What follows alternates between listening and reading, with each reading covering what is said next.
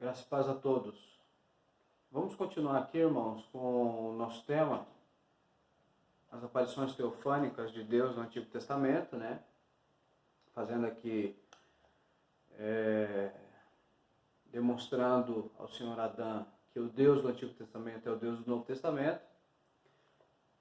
E não essa ideia que ele tem, que o Deus do Antigo Testamento era malvado e o Deus do Novo Testamento é bonzinho, mas que o Deus do Antigo Testamento é bonzinho e o Deus do Novo Testamento é bom.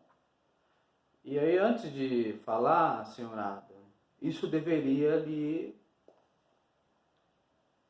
trazer espanto, né, e temor. O Deus do Antigo Testamento e do Novo Testamento, ambos são bons, ou é bom. O Deus bíblico, ele é bom. E isso deveria fazer você temer Deus. Sabe por quê? Porque você não é bom. Eu também não sou bom. Tá? Deus é um ser moral. E sabe o que eles fazem com seres imorais, como nós, seres humanos? Então, nós temos que entender que o Deus ser bom é algo preocupante, porque nós não somos bons. Tá? Nós vamos voltar aqui para o tema, demonstrando que o Deus do Antigo Testamento é o Deus do Novo Testamento. E que não há essa dicotomia criada pelo senhor Adam, que nem eu falei no vídeo anterior, ele deve pegar a tesourinha e sair recortando, né, aquilo que lhe agrada e montar a Bíblia dele, fazer que nem os mormons. Evangelho segundo, um segundo evangelho, um terceiro no caso agora, né? Terceiro evangelho segundo as revelações do senhor Adão. Aí você cria um livro segundo o seu evangelho. Aí vai ficar, ó, maravilha para o seu, para sua, não pode chamar, não sei, religião, sua fundação da sua religião. Adamita, né? Você fala, então, essa sua religião adamita aí, deve ter um livro. Você tem que escrever, você tem que recortar. Né? Não dá para você ficar usando essa Bíblia. Essa Bíblia aí está fora de cogitação. Tá bom? Você pode fazer que nem o Joseph Smith, desceu um anjo, falava com ele, a Ellen White, tinha um anjo que falava com ele. Daqui uns dias, de repente, você pode estar dizendo aí que desceu um anjo e está falando com você também, trazendo novas revelações. Sempre surgem indivíduos com novas revelações aí, trazendo novas religiões, né? Então, vamos lá. Bem, antes de tudo, eu gostaria de dizer que nós temos um grupo de estudo, tá? No WhatsApp. Esse grupo de estudo, também nós temos agora, na verdade eu já tinha esse canal, só que ele estava parado lá. O nome dele é Fundamentos da Fé Cristã. Eu vou estar utilizando ele só para fazer postagem de estudo bíblico, especificamente os estudos bíblicos tratados no grupo de WhatsApp que nós temos, tá? Então nós temos um grupo de WhatsApp. Quem quiser fazer parte do grupo do WhatsApp, pode entrar em contato comigo no ccbestudobiblico@gmail.com, tá? Ou mandar uma mensagem aí pelo YouTube. Eu vou deixar o link também do canal, tá? Do outro canal, Fundamentos da Fé Cristã, para quem quiser, quem tiver interesse de nos acompanhar lá também. Eu tenho um irmão que sempre me pede para estar falando, para pedir para os irmãos, se esse material está sendo interessante para você, está sendo importante para você, compartilhe ele com outras pessoas, tá bom? E também eu vou pedir também o like agora do pessoal que participa do grupo aí, que tem nos acompanhado, tá bom?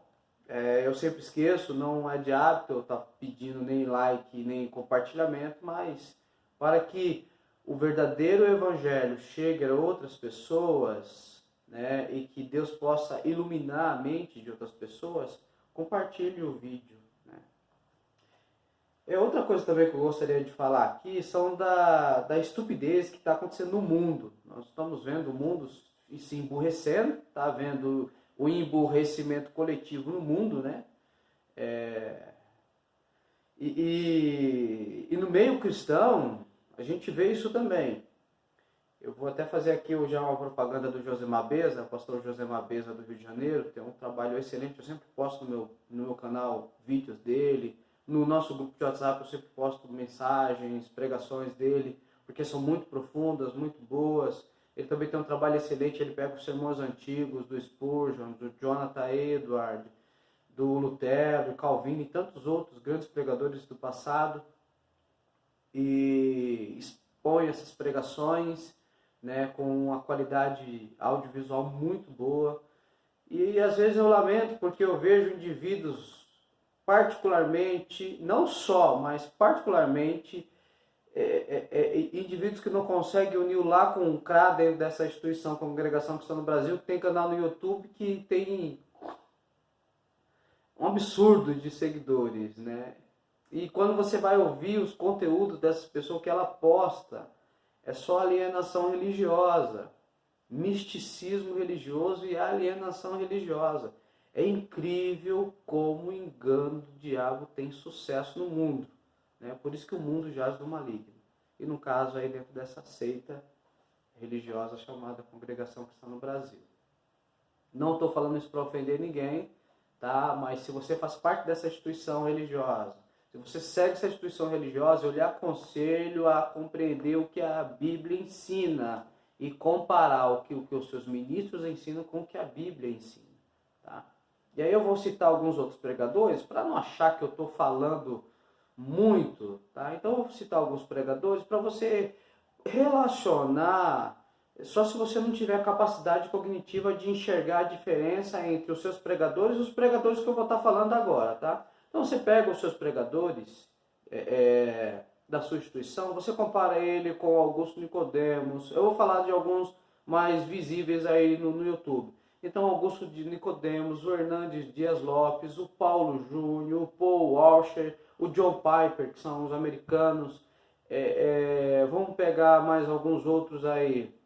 O próprio Josemar Beza também, o Carlos Heber Campos, o Weber Campos, o Marcos Graconato. Eu estou falando só de linha reformada, tá? Porque eu sou de linha reformada. Então pegue o que a sua instituição ensina e compare com o que esses irmãos pregam. E veja se tem a comparação. O evangelho, vocês não pregam o evangelho, entenda uma coisa. Deus mandou dizer, Deus mandou revelar, assim te diz o Senhor. Isso não é evangelho. O evangelho é sobre a cruz.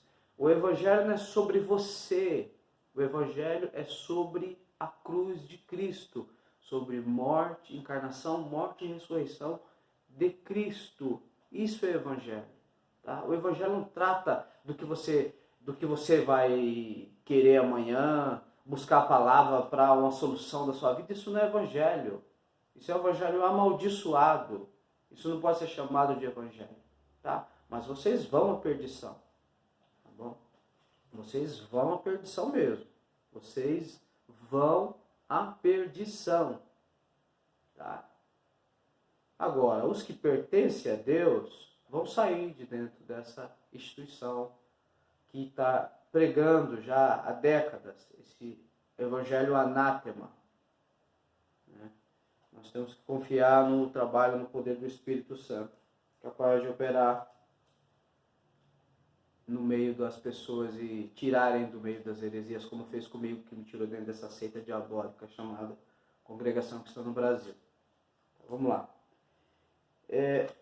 Eu vou, antes de iniciar, algumas pessoas já me aconselharam a pegar mais leve, né? Tipo, não, irmão, ele está certo, mas precisa, porque aí você, entendeu? As pessoas vão começar, não é eu que convenço ninguém nem do pecado, da justiça e do juízo. Você sabe, mocinha, que eu estou falando com você, né? Então, pare de querer dar uma forcinha para Deus e pregue só o evangelho, tá bom? Então, pregue o evangelho e pare de querer dar uma forcinha para Deus. Deus não precisa de forcinha de ninguém. O Senhor conhece o que são seus. Expõe o evangelho. Expõe o que a Bíblia fala, entendeu? Pregue a verdade, quem tiver de ser liberto, será liberto. E vai sair dessa seita maldita. Essa seita, Congregação Cristã no Brasil, é a mesma coisa da Testemunha de Jeová, dos Mormons. Quando nós fazemos um estudo de seitas religiosas, uma vez eu fiz um estudo sobre seitas religiosas, especificamente da Testemunha de Jeová, e comecei a ler os relatos e as cartas de desmembramento, né, das pessoas dessa instituição. Por que eles se desmembram lá? E quando nós comparamos essas pessoas dessa instituição chamada Testemunha de Jeová, nós percebemos que eles têm os mesmos problemas que acontecem na Congregação Cristã no Brasil. Quem sai de lá de dentro é mal visto. Quem comete adultério ou fornicação é apóstata. E quem sai de lá dentro também é apóstata. Eles são desestimulados a estudarem a Bíblia fora da sentinela, ou seja, a sentinela é a lavagem cerebral, enquanto na Congregação Cristã no Brasil a lavagem cerebral são esses cultos místicos deles. Na Testemunha de Jeová, a lavagem cerebral vem através da sentinela, né? Então, a lavagem cerebral que é feita lá dentro, é a mesma coisa que acontece na Congregação Cristã no Brasil. E aí lá também tem ancião, lá também usa véu. E você tem esses comparativos. Lá a congregação, ela se diz ser a graça do Filho de Deus, né? A blasfêmia total contra Deus. Lá eles chamam de a organização de Deus, a organização de Jeová na terra. É isso que eles dizem. Então a gente percebe essa ideia. Lá os únicos que têm a revelação são seus anciões. Na congregação os únicos que têm a revelação são seus anciões. E eles sofrem das mesmas coisas também. Os que saem de lá de dentro levam problemas psicológicos, mentais, pessoas que sofrem de tudo que é tipo de mazelas acarretados por essa seita chamada Testemunho de Jeová. É o que acontece na Congregação Cristã no Brasil. Então nós estamos lidando com seitas religiosas, pessoas que estão acorrentadas nos enganos dentro dessas seitas religiosas, né? Você imagina, eu ia entrar aqui no tema, né? Sair do tema, mas depois eu volto para ele, tá bom? Então imagina que pessoas acordam aqui, na minha rua onde eu moro, aqui tem um salão do reino. Umas 5 casas acima, 6 casas acima, tem um salão do reino. Imagina que 7h, 7h30 da manhã, eu vejo pessoas na rua dessa instituição religiosa, dessa seita. Imagina a hora que essas pessoas, que essas mulheres acordam para estarem na rua toda arrumada, do jeito que elas andam, pelo menos aqui na minha região. 7h30 da manhã, defendendo, não é pregando o evangelho, é fazendo proselitismo da sua religião, atrás de novas vítimas para a sua religião, que elas defendem. Elas não defendem o evangelho, elas denegam a Bíblia como palavra de Deus, elas negam a divindade de Cristo. Eles não participam, não tem ceia lá o cálice, o vinho e o pão passa batido, passa entre eles não bebem nem comem. Porque os únicos que podem comer são os que terão vidas espíritos celestiais. E lá tem um limite dos 144 mil, o restante não vai ter mais nada. Imagina. O problema é que você acha que você não está sendo enganado pelo diabo. Esse é o problema. As pessoas confiam em si mesmo. E eu não posso abrir os seus olhos. Se o Espírito Santo não abrir os seus olhos e lhe mostrar isso, não vai ser eu que vou abrir. Tá? Eu não tenho condição de lhe abrir os olhos. O que eu posso fazer é orar e expor a Bíblia. Mas o único capaz de lhe abrir os olhos, arrancar as camas dos seus olhos e lhe converter verdadeiramente ao Evangelho da Graça, e você deixar de ser um religioso, um sectário, um místico religioso, é o Espírito Santo. Senão você vai à perdição, junto com o seu grupo religioso. Você só vai acordar quando você estiver no Hades, sofrendo a ira de Deus. Essa é a sua realidade. A sua realidade é essa. Você ir para o inferno com os famigerados ministros da sua seita religiosa, que você idolatra. Tá? Aí tem as pessoas que querem que eu pegue mais leve, porque eu tenho que ser mais agradável às pessoas, que é para ser aceito. Eu não ser aceito por ninguém. Os apóstolos foram apedrejados, foram queimados, foram decapitados, os mártires.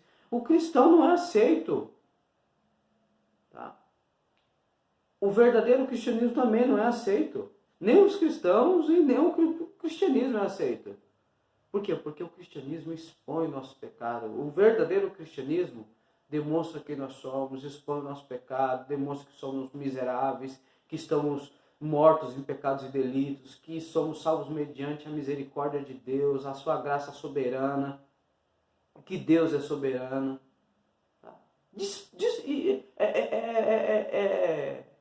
Vai contra totalmente todas as nossas convicções humanas o verdadeiro cristianismo. Tá? Então não precisa ser aceito por ninguém. O que eu preciso é expor o evangelho aqui. Da mesma forma que a gente vem colocando no grupo, onde Deus dá a graça de pregar, de evangelizar, de anunciar o evangelho da graça. O único capaz de convencer do pecado, da justiça e do juízo é o Espírito Santo. Acabou.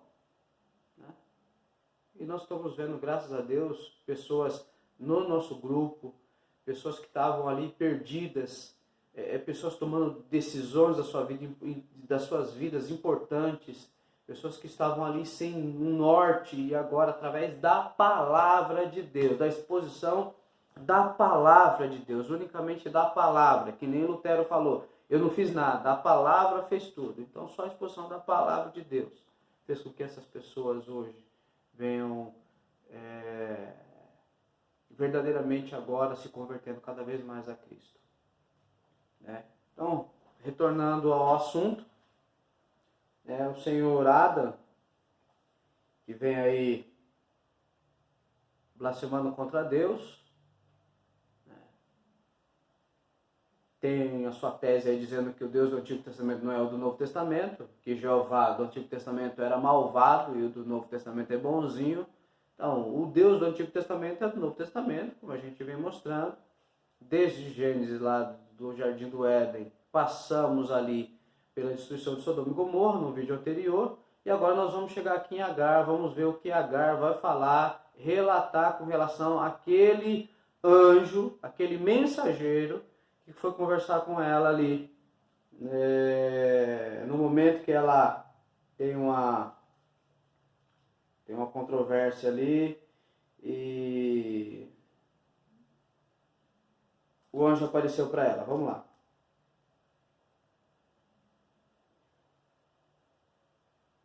Então, o tema é o seguinte: Agar é dada por mulher a Abraão, é o capítulo 16. Aí o senhor Adão fala, tá vendo aí a poligamia, né? A poligamia aí, ó, tá vendo? A gente pode ter várias mulheres. Uhul! Vai na onda.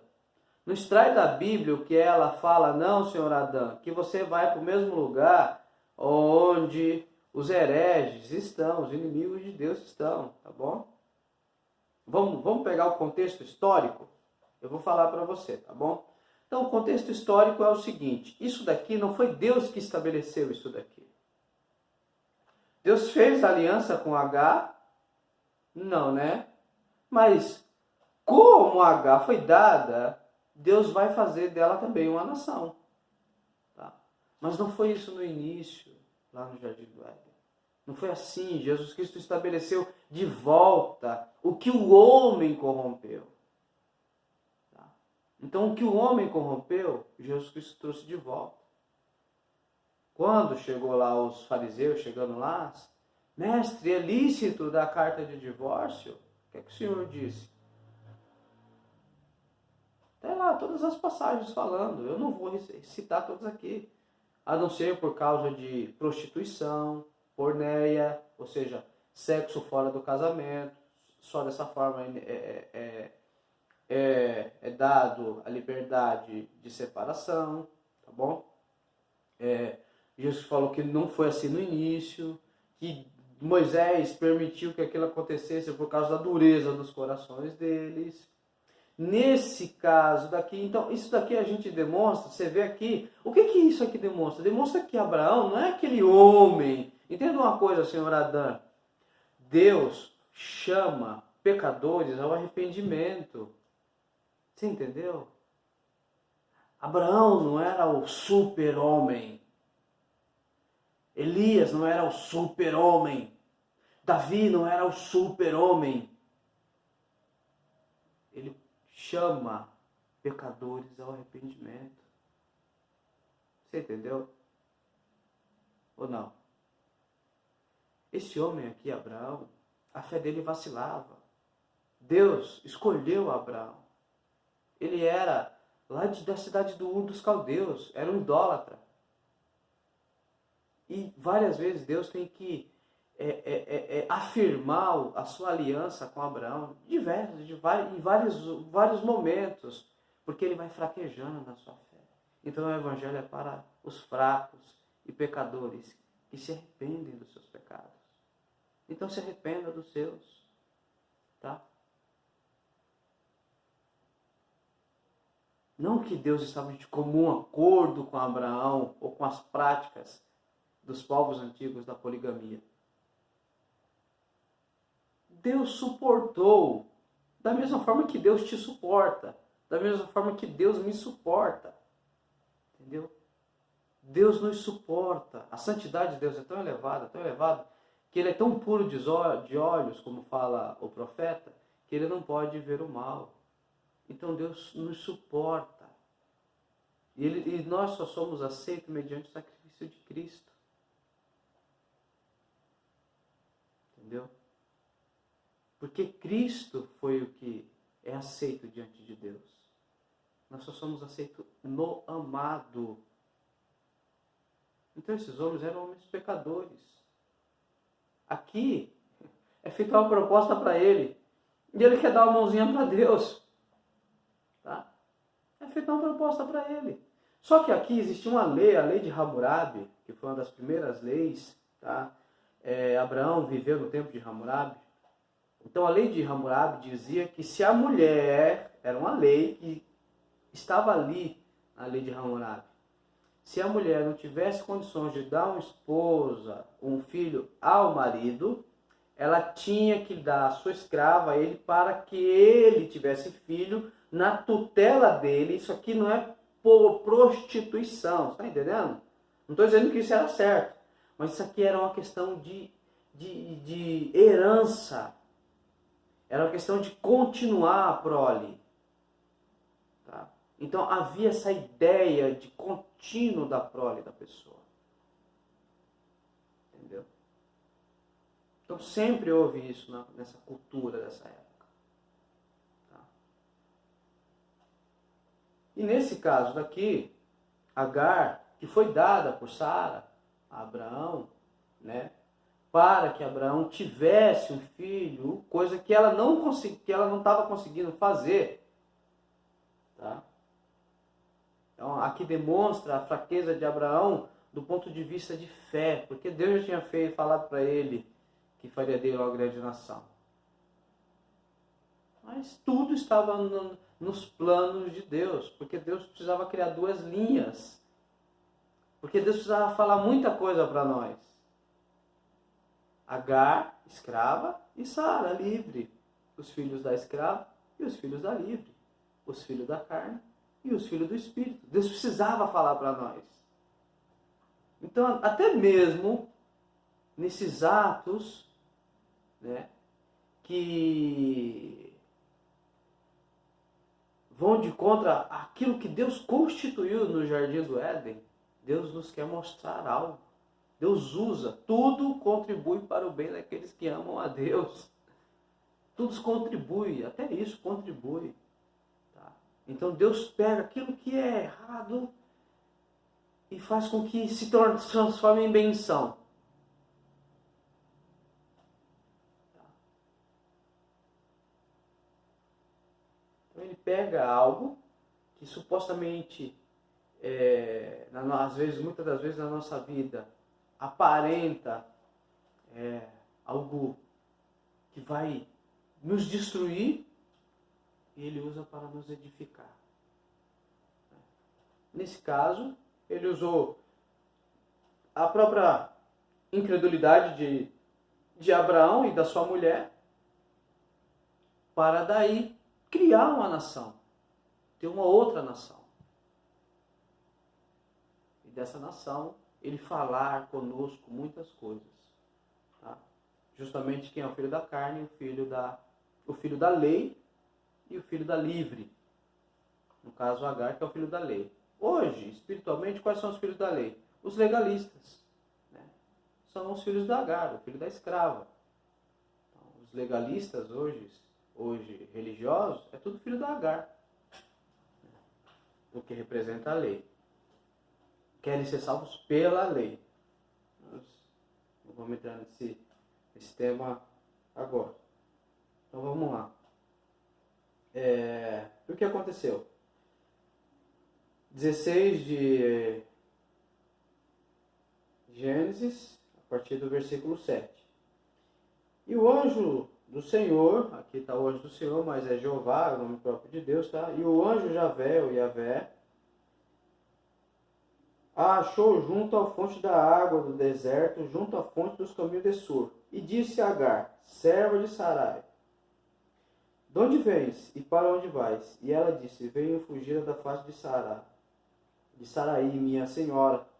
Então lhe disse o anjo Javé, o anjo Jeová, torna-te para a tua senhora, humilha-te debaixo das suas mãos. Disse-lhe mais Jeová, o anjo Jeová, multiplicarei sobremaneira a tua semente, que não será contada por numerosa que será.